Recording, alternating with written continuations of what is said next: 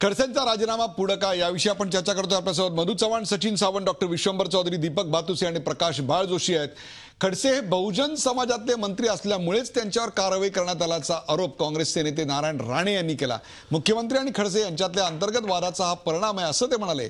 विशेष म्हणजे 4 दिवसापूर्वी राणे यांनी खडसेंचा राजीनामा मागितला होता, तर आज राणेंना खडसे बहुजन समाजाचे असल्याचा आणि त्यांच्यावर अन्याय होत असल्याचा साक्षात्कार आला। बघा दोन्ही वेळी काय म्हणाले ते। आरोप आहे की आरोप त्या ठिकाणी ज्यानंतर आरोप आहे आणि ज्याचे पुरावे आहेत त्यांनी राजीनामा देऊन घरी जावं ही मागणी राहणारांची। पाठराखण अधिवेशनाच्या आत करतायत, अधिवेशन चालू झालं की पाठराखण किती महागात पडेल ते कळेल। खडसेंचा राजीनामा दिला हा उशिरा घेतला गेला आणि त्यांनी देणं आवश्यक होतं की जे आरोप होते ते गंभीर स्वरूपाचे होते। पण मला त्याचबरोबर सांगायचं की हे सरकार तयार झाल्यापासून खडसे आणि देवेंद्र फडणवीस यांच्या अंतर्गत जे युद्ध चाललं होतं ते पाहता हे भाजप सरकार बहुजन समाजाच्या नेत्यांविरोधातच अशी षडयंत्र रचून त्यांना मंत्रिमंडळाच्या बाहेर काढण्याचं जणू त्यांनी निर्धार केलाय असं मला वाटतं। बहुजन समाजाचा असा एक उल्लेख त्यांनी केला आणि त्याची चर्चा आपण करतोय। आपल्या सोबत आहेत विश्वंभर चौधरी। विश्वंभर चौधरी, आपली पहिली प्रतिक्रिया काय आहे या वक्तव्यावर? याला हास्यास्पद म्हणायचं, पोरकट म्हणायचं, विकृत म्हणायचं का पूर्णपणे आग लावण्याचे प्रयत्न म्हणायचं हे मला माहित नाही। पण आता हीच जर थेअरी अप्लाय करायला गेलो आपण स्वतः राणेंच्या बाबतीत, नारायण राणेंच्या बाबतीत, तर मग असं म्हणता येईल की मनोहर जोशी नावाच्या अभिजनाला काढून नारायण राणे या बहुजनाला तिथं आणणं हा मग काहीतरी तेव्हाही कट असला पाहिजे असं आपल्याला म्हणायला पाहिजे। मला असं वाटतं की काँग्रेस का हारली आणि काँग्रेसची पब्लिक इमेज आज का गेली आहे कुठे सगळी रसातळाला ते दाखवणारी ही वक्तव्य आहेत नारायण राणेंची। काँग्रेसनी शक्यतो नारायण राणेंना काँग्रेसमध्ये हिंमत असली तर या विषयाचा जाब विचारला पाहिजे की तुम्हाला अभिजन आणि बहुजन अशी भांडणं लावण्यात काय रस आहे। उदयजी, स्पष्ट गोष्ट आहे, खडसे बहुजन म्हणून गेलेले नाहीत। असं जर म्हणायचं असलं तर यशवंतराव चव्हाण, वसंतदादा पाटील, शंकरराव चव्हाण हे काही मराठा होते म्हणून मुख्यमंत्री झाले का? मनोहर जोशी, देवेंद्र फडणवीस हे काही ब्राह्मण होते म्हणून मुख्यमंत्री झाले का? शिवाजीराव पाटील निलंगेकरांना मराठा होते म्हणून राजीनामा द्यावा लागला का? मनोहर जोशींना ब्राह्मण होते म्हणून राजीनामा द्यावा लागला का? तर तसं काही नसतं राजकारणामध्ये। तुमच्या कर्माचे तुम्ही धनी असता। नारायण राणेंना त्यांचा अनुभव आहे का नाही मला माहित नाही, परंतु मला असं वाटतं की काँग्रेससारखे खरं म्हणजे ना सचिन सावंत, तुम्हाला माझी विनंती आहे, तुम्ही असे बाहेरच्या पक्षातले लोक घेता ना सेना बिना सगळीकडून, तर तुम्ही त्यांना आधी गांधी आणि नेहरूंची पुस्तकं देत जा वाचायला। म्हणजे त्यांना हे कळेल की फक्त धर्मनिरपेक्ष नाही, गांधी आणि नेहरूंची भूमिका जातीनिरपेक्ष सुद्धा होती हे त्यांना कळेल। परंतु ते ज्या काँग्रेसमध्ये आहेत त्या काँग्रेसचे मूळ तत्वच त्यांना माहिती नाहीत, त्यामुळे असे घोटाळे होतात। काँग्रेस पक्षाने याच्यावर पडखाऊ भूमिका घेऊ नये, कारण काँग्रेस झाले असे की जागोजागचे सरदार झालेत काँग्रेसचे आणि काँग्रेस त्यांना हात लावायला धजत नाही। काँग्रेसमध्ये ती नैतिक हिंमतच नाही की त्या सरदारांना, कारण काँग्रेसच्या निवडणुकाच हे सरदार मंडळी चालवतात। परंतु काँग्रेसमध्ये गांधी नेहरू नावाची थोडी जर नैतिकता कुठे शिल्लक असेल तर काँग्रेसनी नारायण राणे फटकारलं पाहिजे या विधानावरून की महाराष्ट्रात असा भांडण लावण्याचा खेळ करू नका।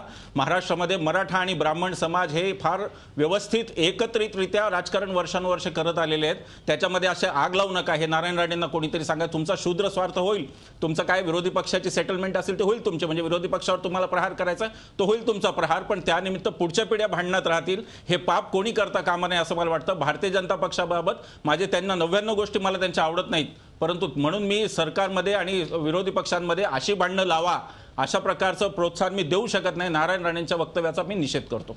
सचिन सावंत, काय सांगाल तुम्ही? बहुजन समाजावरचा अन्याय ही प्रतिक्रिया आपल्याला आपल्या पक्षाची ध्येयधोरणं लक्षात घेता योग्य वाटते का? नाही, पहिली गोष्ट अशी की या संदर्भामध्ये त्यांच्यावर कारवाई झाली पाहिजे, ती उशिरा झाली असं राणे साहेब म्हणाले।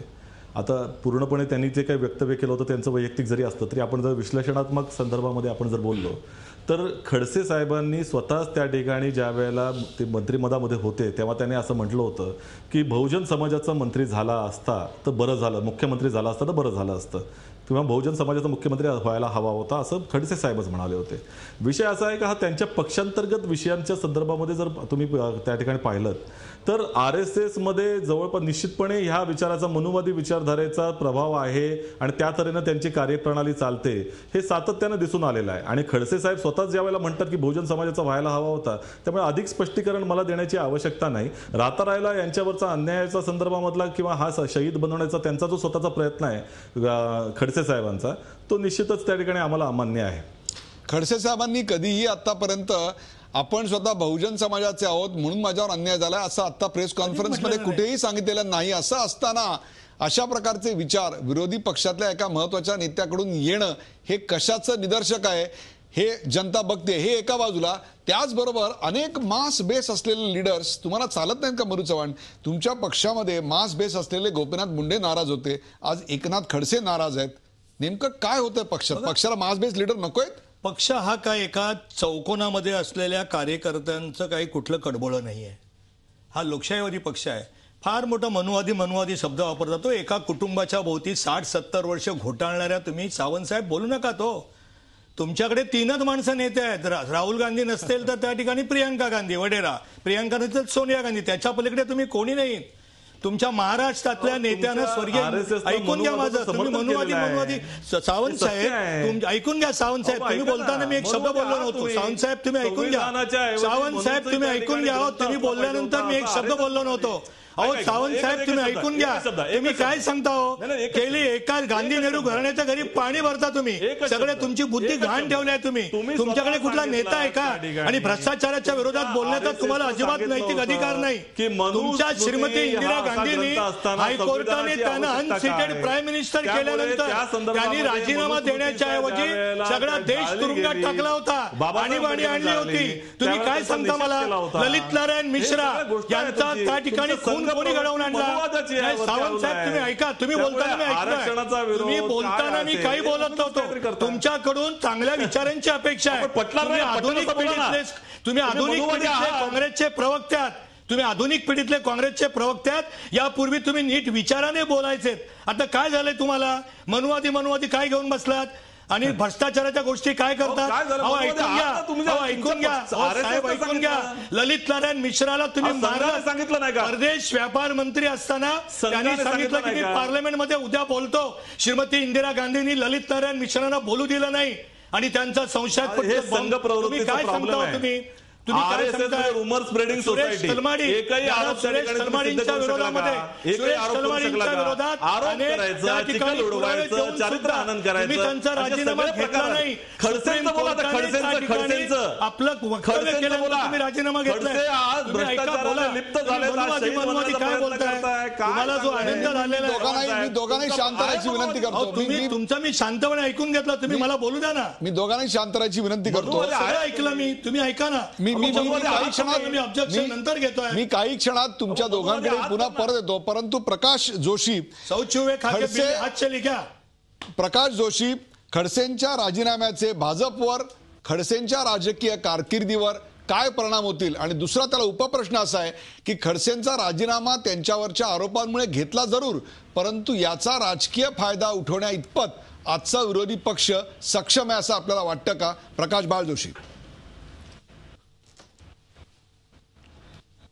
आपण जर बघितलं तर भ्रष्टाचाराला कुठलीही जात नसते. आणि हा जो निर्णय घेतला हा भाजपने सुद्धा अतिशय विचारपूर्वक घेतलेला आहे. कारण त्यांचे राष्ट्रीय पातळीवर त्यांचं जे काही आजचं भ्रष्टाचारमुक्त भारत करायचं हे जे त्यांचं ध्येय आहे आणि त्या पद्धतीने त्यांनी जे वातावरण निर्माण केलं आहे त्याला कुठंतरी महाराष्ट्रातले जे भाजपचे मंत्री आहेत त्यांच्याविरुद्ध जे अनेक आरोप आणि प्रत्यारोप हे साधारण भ्रष्टाचाराच्या बाजूने होत आहेत त्याचं कुठेतरी पक्षाच्या प्रतिमेवर त्याचा परिणाम होतो आहे. येणाऱ्या निवडणुकीतसुद्धा त्यांना मग ते मुंबईतले असेल किंवा UPतले असेल त्याच्यावर सुद्धा त्याचा परिणाम होईल असं त्यांना निश्चितपणे जाणवतं आहे. त्यातून हा निर्णय झालेला आहे. आता नारायण राणेंचं जर आपण वक्तव्य घेतलं तर ते वक्तव्य निश्चितपणे राजकीय स्वरूपाचं आहे आणि त्याच्यामध्ये असा एक प्रयत्न झालेला आहे की भाजपमध्ये बहुजन समाजावर कुठेतरी अत्याचार होतो किंवा त्यांना कुठेतरी डावलं जातं आहे अशी प्रतिमा जर केली तर त्यातून काँग्रेसकडे मतदार वळवता येतील का असा एक प्रयत्न आहे. परंतु आपण जर म्हणतात त्याप्रमाणे महाराष्ट्रातला काँग्रेस पक्ष आज तरी प्रभावहीन झालेलं दिसतंय. म्हणजे एक प्रभावी आणि आक्रमक असा विरोधी पक्ष जो असायला पाहिजे तो विधानसभेतही दिसत नाही आणि बाहेरही दिसत नाही. त्याचं सुद्धा प्रत्युत्तर कुठेतरी आपल्या ह्या आजच्या चाललेल्या चर्चेमध्ये आहे. आणि ज्या पद्धतीने काँग्रेसने या खडसे प्रकरणावर प्रतिक्रिया दिलेली आहे त्याच्यातून दिसून येतं. प्रकाशजी, आपण संपूर्ण भारताचं राजकारण अतिशय जवळून पाहताय. विशेषतः मोदींची कारकीर्द सुरू झाल्यानंतर अनेक त्यांच्या जवळच्या सहकाऱ्यांवर भ्रष्टाचाराचे आरोप झाले, गैरव्यवहाराचे आरोप झाले. सुषमा स्वराज असतील, वसुंधरा सिंधिया असतील किंवा स्मृती इराणी असतील, परंतु मोदी त्यांच्या मागे ठामपणे उभे होते. महाराष्ट्रात देखील असे आरोप झाले. रणजित पाटील, बबन लोणीकर किंवा विनोद तावडे, पंकजा मुंडे, परंतु त्या सगळ्याच्या वेळी पक्ष ठामपणे उभा होता. पहिल्यांदा असं दिसतंय का की 56 इंच की छाती आणि मैं न खाता हूं न खाने देता हूं या मोदी पर्वातला भ्रष्टाचाराच्या नावावरचा हा पहिला राजकीय बळी म्हणायचा का? प्रकाश जोशी. नाही, त्या धोरणाचा हा पहिला बळी किंवा पहिली पाऊल त्याने उचललेलं आहे हे निश्चितपणे. परंतु मला असं वाटतं की आरोप करणं वेगळं आहे. म्हणजे आरोप होतात, त्याचं जनमानसावर परिणाम होतो. परंतु आरोप जरी केलेले असले तरी त्या आरोपात काही तथ्य आहे की नाही याचं प्रायमा फेसी कुठेतरी त्याचं एक विश्लेषण राजकीय पक्ष किंवा राज्य करत असतो, तो करत असतो. आणि त्यानंतर मग शेवटची पायरी असते किंवा आता ज्याच्यावर आरोप झालेले आहेत त्याच्यात कुठेतरी तथ्य असेल किंवा शक्यता असेल तर त्या व्यक्तीला त्या जोपर्यंत चौकशी चालू आहे तोपर्यंत त्याला पदावरून मुक्त करायचं हा एक मार्ग असतो. तर मला असं वाटतं की खडसेंच्या प्रकरणामध्ये कुठंतरी अशी कारण त्यांना त्यांचा राजीनामा म्हणजे त्यांनी राजीनामा दिला परंतु तो राजीनामा स्वीकारायचं का नाही हे सुद्धा मुख्यमंत्री आणि पक्षाने ठरवायचं असतं. तर ज्या अर्थी त्यांनी तो राजीनामा स्वीकारला आहे त्या अर्थी त्यांना कुठेतरी असं वाटतं की त्यांच्यावर जे आरोप झालेले आहेत त्या आरोपातून त्यांना पूर्ण मुक्त होऊ द्या. ते आरोप त्याची जी चौकशी असताना कुठं जर अडचण आली तर त्याचे परिणाम पक्षाला जास्त भोगायला लागतील. त्यापेक्षा खडसे जर आज काही काळापुरते जर पदावरून मुक्त झाले तर त्याचा पक्षावर फटका बसणार नाही. उलट त्यांचे जे भ्रष्टाचाराच्या विरुद्ध जे काही त्यांनी राजकारण केलेलं आहे किंवा भ्रष्टाचारमुक्त भारत करायचं मोदींचं जे स्वप्न आहे ते त्यांचं जे आश्वासन आहे त्या दृष्टीनं कुठेतरी त्यांची वाटचाल पुढे चालू राहील. आणि त्यामध्ये जर खडसेंसारखा छोटा प्यादा जर कुठं बाजूला करायला लागला तर तो त्यांनी आज केलेला आहे. झी 24 तास रहा एक पाऊल पुढे.